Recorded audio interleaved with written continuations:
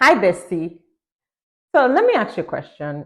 Have you ever hired someone and a few weeks down the line, you are frustrated? Like you can't, you are just not having it.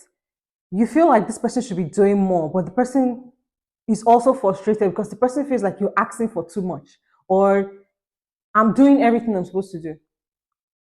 Yeah. What if you can't even tell, okay, this is what the issue is? Yeah, I've been there. And I have a few people that too that have been in that situation. I realized over time that I was the problem. The person I hired was not the problem. Or rather, my lack of something as simple as a job description. Job description. That was my problem. And in this video today, we're going to be addressing that. So keep watching.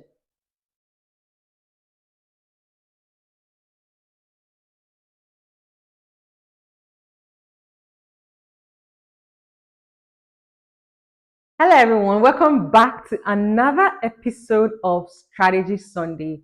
So, let me tell you guys a quick story before I dive into what we're doing today. So, a few weeks ago, my friend hired a social media manager, and in her head, you're supposed to create content, post on social media, you know, create graphics and every other thing that she feels like a social media manager should do. Yeah. But in the other person's head, now let me not even skip. So she felt, okay, this is what you're supposed to do. Yeah. So she invited this guy to, for a shoot. And he did some videos, behind the scene videos. And when he sent them, they were just regular, unprofessional videos. Now, when he was questioned, he's like, oh, he didn't know that his job was to do professional videos, like professional content, reels and all, or produce content. He felt, oh, she had a videographer for that, and that was not part of his job. She was like, you are my social media manager. You are supposed to do content and all. He didn't think he felt he had done everything that he's supposed to do, right? That is what he felt. Okay, I've done what I'm supposed to do. I've given you short, videos like you can post if you want to. And I felt my job is just to post, post videos and probably read comments, maybe. She did not have that in mind. That was what he had in mind, that this is what my job is going. My job is not to produce videos, to shoot content for you. You know why that was like that? They went back and forth, and at the end of the day, they were both frustrated and they felt, okay, we can't work together. You know, you know why that was a problem or why that happened and what could have solved that? Something as simple as a job description. Job description. This helps people. You're hiring somebody and you don't give them, there's no job description. The person is just going to be floating. Oh, whatever I do is okay, this is what I'm supposed to do. You have not spelled out, this is why I'm hiring you. This is your role. This is your duty. This is when you're supposed to do this. This is how you're supposed to do this. But something as simple as a job description solves all of that frustration. It helps both parties. This is not just for the business person or the owner of the business, it is also for the person you're hiring. It makes it clear to them that this is why I'm being hired, this is what I'm paid to do. So now we're going to be talking about what a job description is. Before I tell you what a job description is, I'm going to tell you what a job description isn't. A job description isn't some boring HR document, no, or some corporate, thing that small businesses shouldn't do. That's not what a job description is. A job description is like a map. It is something that helps your new hire not to be wandering around blindly. It tells them when to do something, what to do, and even who they are supposed to report to. That is what a job description tells your new hire, what they are expected to do. So they are not frustrated when you tell them this is what you want them to do or what they're supposed to do. They already know from their job description that this is what they are expected to do. It is your expectations, written in plain English, in in pen and paper. That's it. Your expectation, what you expect, what the role is supposed to do. This is what this role is about. This is what you're supposed to deliver. If you're not delivering this, you're not performing the role. You're not doing the job. That is what a job description is. It's a map. It is a clear statement of what your new hire is responsible for. How they are supposed to do it, what they're supposed to do. That is what a job description helps you do. It helps you, you know, get through with all the plenty things that causes frustration or makes you hire and rehire, hire and rehire, or sack, all those things. It gives a clear picture of what you want.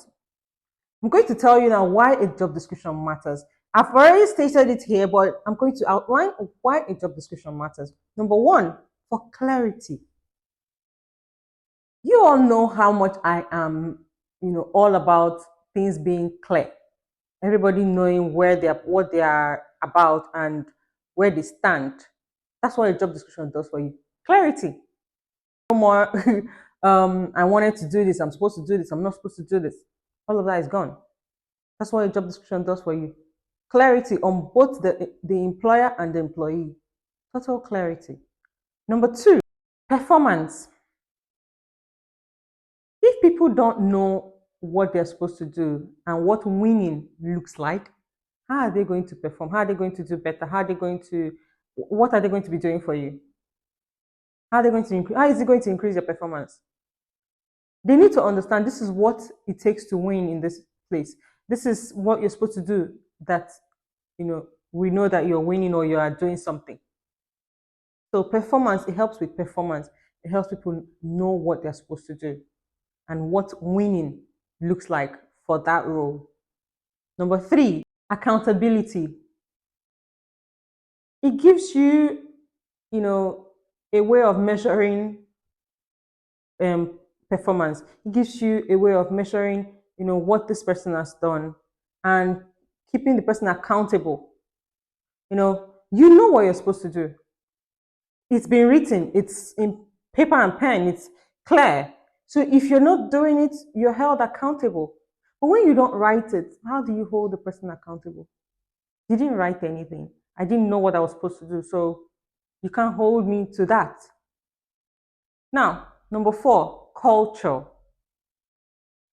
You see, in the workplace, building a healthy work culture is so important.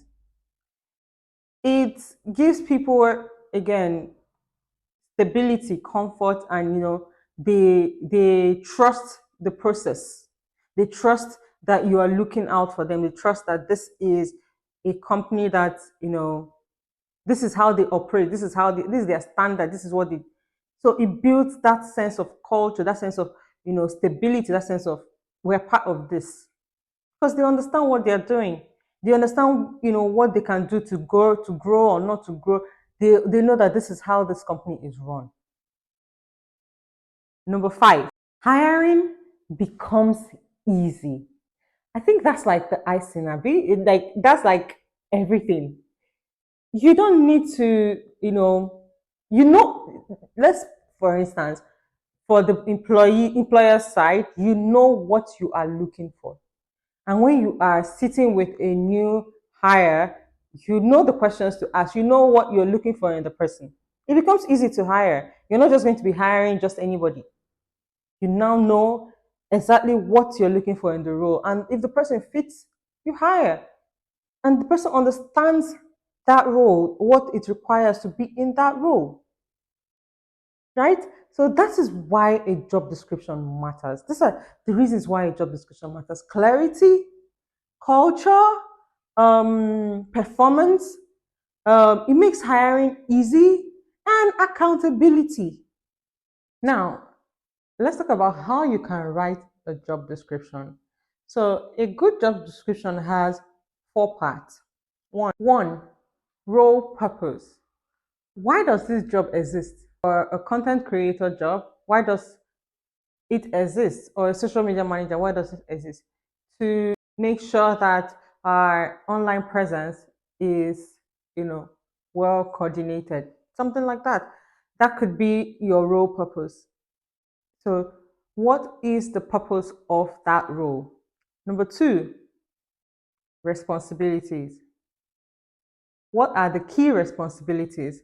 What is this person responsible for? Five, six responsibilities that outlines traits clearly what this person is supposed to do. Number three, reporting line. Who do they report to? Who do they work with? You need to outline that. You need to tell them this is who you report to and this is who you work with. Number four, success metrics. How do we know that they are doing well? How do we measure it? What are the KPIs? What are the things that they need to do to make sure that they are winning or they use to measure their performance? These are the things that a good job description must cover.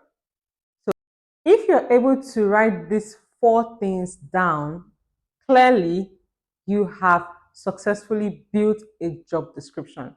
Now you're not going to be frustrated on, or the hire is not going to be frustrated. You have stated out what you expect from this person clearly.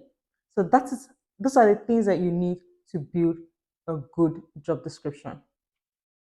So, bestie, this week your challenge is to write down one job description. It could be yours. Write down your role as the CEO because clarity makes everything easy. Today, tell me in the comment section which role in your business needs job description the most. Of course, don't forget to like, share, and subscribe. We're not just building businesses, we are building legacy. Until next Sunday, bye.